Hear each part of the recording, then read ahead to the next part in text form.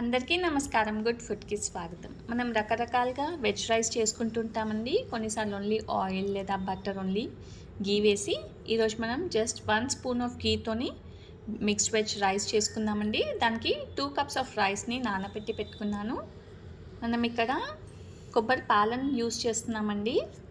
ఇంకా మనకు కావాల్సింది 1 స్పూన్ ఆఫ్ గీ, కొద్దిగా గరం మసాలా, తరిగి పెట్టుకున్న అల్లం, పచ్చిమిర్చి, పుదీనా, మిక్స్డ్ వెజిటేబుల్స్ అండి, క్యారెట్, పచ్చి బఠానీ, బీన్స్, ఇంకా ఆలు. మనం కడిగి పెట్టుకున్న బియ్యంని ఇంకా కొబ్బరి పాలని మిక్స్ చేసుకొని బాయిల్ చేసుకోవడానికి పెట్టుకున్నామండి. 2 కప్స్ రైస్కి 3 కప్స్ ఆఫ్ కొబ్బరి పాలు ఇంకా 1 కప్ వాటర్ యూజ్ చేశానండి.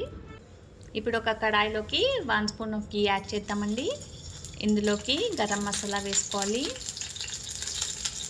పచ్చిమిర్చి, అల్లం, పుదీనా కూడా యాడ్ చేసుకోవాలండి. లో ఫ్లేమ్లో కొద్దిగా వేయించుకుందాం. అయ్యాక మిక్స్డ్ వెజిటేబుల్స్ అన్నీ వేసుకొని గీలో చక్కగా వేయించుకోవాలండి 1 or 2 minutes వరకు.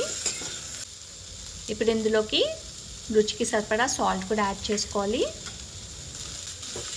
ఇంకాసేపు వెజిటేబుల్స్ని గీలో ఫ్రై చేద్దామండి. అయ్యాక మనం బాయిల్ చేసుకోవడానికి పెట్టుకున్న రైస్ ఇంకా కొబ్బరి పాలలో ఈ మిక్స్డ్ వెజిటేబుల్స్ అన్నీ వేసేసుకోవాలి. ఇప్పుడు చక్కగా మిక్స్ చేసుకుందామండి. మిక్స్ చేసుకొని ఇంకా కుక్ చేసుకుందాము. మనకి కొబ్బరి పాలల్లో న్యాచురల్ ఫ్యాట్స్ ఉంటాయి కాబట్టి చూసారు కదా, గీ సపరేట్ అయినట్టు కనబడుతుంది. మనకి హాఫ్ వరకు రైస్ కుక్ అయిపోయిందండి. లో ఫ్లేమ్లో పెట్టుకొని కవర్ చేసుకొని కుక్ చేసుకుందాం. ఇంకా మనకి రైస్ రెడీ అయిపోయిందండి. సర్వ్ చేసుకుందాం రాయితాతో.